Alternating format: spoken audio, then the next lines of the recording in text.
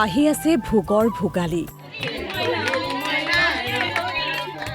ভোগালীৰ আৱেশত আবিষ্ট ৰাজ্য। পথাৰৰ পৰা আখললৈ মাথো ব্যস্ততা। ভোগালী বুলি ক'লে বিভিন্ন ধৰণৰ পিঠাপনা, চিৰা, দৈ, গুড় আদি বিভিন্ন খাদ্য সামগ্ৰীৰ পয়োভৰ। আহক ৰাজ্যৰ বিভিন্ন প্ৰান্তত ভোগালীৰ বাবে চলি থকা ব্যস্ততাৰ পৃথিৱীখনত এবাৰ চকু ফুৰাই চাওঁ।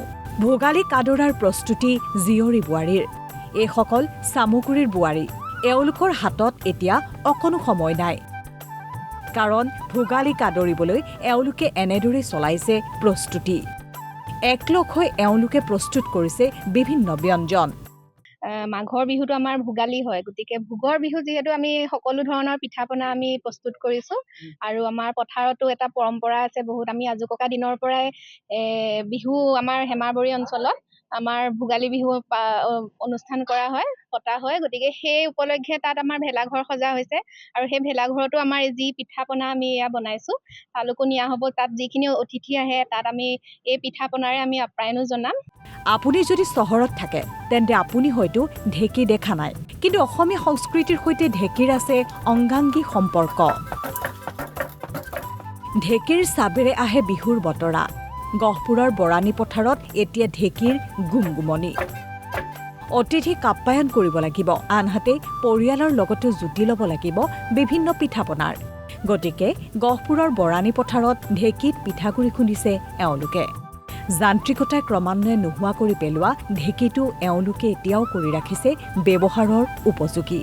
এইবাৰ প্ৰস্তুতি আমাৰ ঠিকেই চলিছে। আমি সকলো ধৰণৰ এয়া তিল পিঠা, তাৰপিছত নাৰিকল পিঠা, তাৰপিছত এয়া চুজি লাডু, পকা মিঠৈ, তিলৰ লাডু, ইফালে কৰাই, এয়া চিৰা চাউল, মুড়ি, তাৰপিছত এয়া দৈ, তাৰপিছত এয়া গুড়, আমাৰ সকলোখিনি এয়া বৰপিঠা সকলোখিনি আমাৰ আছে। আৰু ৰাতিলৈ আমাৰ সকলোৱে মিলি এসাঁজ মানে হাঁহে মাহে মিলি জুলি সকলোৱে এসাঁজ খাম বুলি আশা কৰিছোঁ।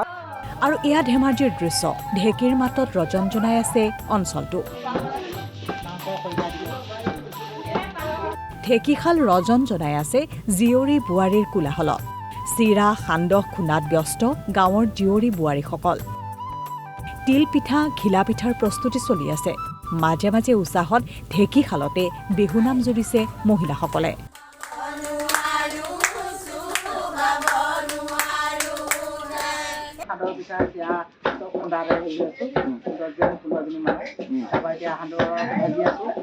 ভাল লাগিছে আপোনালোকে অহা দেখি আমি এতিয়া ভাল লাগিছে কেইটামান প্ৰতিভাড়া কৰি মাজৰ বিহু বুলি।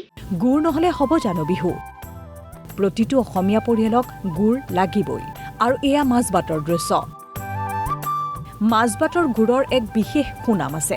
বিভিন্ন স্থানত চাহিদা আছে মাছবাটৰ গুড়ৰ। মাছবাটৰ কুকুৰা খাইটিত বীৰেন্দ্ৰ কৈৰীৰ পৰিয়ালে কুঁহিয়াৰ খেতি কৰি আহিছে বছৰ বছৰ ধৰি। ভোগালী আহিলে পৰিয়ালটো ব্যস্ত হৈ পৰে গুড় প্ৰস্তুত কৰাত। আমি 10 বিঘা খেতি কৰিছো এবাৰ। হয়, 10 বিঘাত 4 কুইণ্টেল মান ওলাই। আৰু 1 বিঘাত 4 কুইণ্টেল মান কুঁহিয়াৰ ওলাই যায়। তাৰ পৰা গুড় কেনেকৈ উৎপাদন কৰে? গুড়টো তাৰ মেচিনত পেৰো, এয়া মেচিনত পেৰো, কুঁহিয়াৰ মেচিনত। তাৰ ৰস ওলাই কিনি আৰু চৌকাত জ্বলাও, গুড় বনাও। আপোনাৰ গুড়টো হওঁতে 1.5-2 ঘণ্টা মান লাগে। তৈয়াৰী হওঁতে লাগে 1.5-2 ঘণ্টাৰ পিছত হৈ যায়। এবাৰ কেনেকৈ দিছে কিলো কেনেকৈ? এবাৰ কিলোটো বেছিতে দাম বাঢ়া নাই, কিন্তু বাঢ়িব লাগে। কিলো আপোনাৰ 50 টকা 55 টকা হৈ আছে। এইবাৰ আহক মাজুলীলৈ। মাজুলীৰ মিচিং মহিলাসকল ব্যস্ত হৈ পৰিছে আপং প্ৰস্তুত কৰাত। প্ৰস্তুত কৰিছে পৰস আপং বা চাইমদ। মাছ, গাহৰি মঙহ আৰু আপঙেৰে আপ্যায়ন কৰিব আলহী অতিথিক। উৰুকা নিশা বিভিন্ন খাদ্য সম্ভাৰ মিলা প্ৰীতিৰে খাব সকলোৱে। ভোগালীৰ বতৰত ব্যস্ততা বাঢ়িছে মৃৎশিল্পীসকলৰো। বাক্সাৰ পলাশীৰ কৰুণা দাস আৰু ৰশ্মি দাসে নিৰ্মাণ কৰিছে চৰুৰ লগতে বহু মাটিৰ বাচন। চব ঘাঁহি, চৰু, টেকলি, ধূনা দিয়া বাচন, চৰু চব বনাইছোঁ। শুকান সূতা, নিকাচি, পাকামাৰা এনেকৈ বিক্ৰী কৰা যায়। চৰু 100মান বনা গৈছে, 50টামান বনা গৈছে, জেকনি 500 আৰু। এইবাৰ চাওক সৰুপথাৰ মহাবিদ্যালয়ৰ এখন বিশেষ ছবি। অসমীয়া চহা সমাজ জীৱনক প্ৰতিফলিত কৰি এক গ্ৰামৰ পৰিৱেশ সৃষ্টিৰ প্ৰয়াস মহাবিদ্যালয়খনত। মহাবিদ্যালয়খনৰ চৌহদত গাঁৱলীয়া অসমীয়া সমাজক প্ৰতিনিধিত্ব কৰা বাঁহ খেৰেৰে এটি গৃহ নিৰ্মাণ কৰি থলুৱা অসমীয়া কুটিৰ সম্পদসমূহ সংৰক্ষণ কৰা হৈছে। নাম দিয়া হৈছে আনন্দ কুটিৰ। এই আনন্দ কুটিৰত উদযাপন কৰা হয় অসমীয়া সমাজ জীৱনৰ প্ৰতিটো পৰম্পৰাগত লোক উৎসৱ। মুঠৰ ওপৰত ৰাজ্যৰ চৌদিশে এতিয়া ভোগালীৰ অন্তহীন উৎসাহ। Bureau report DY 365।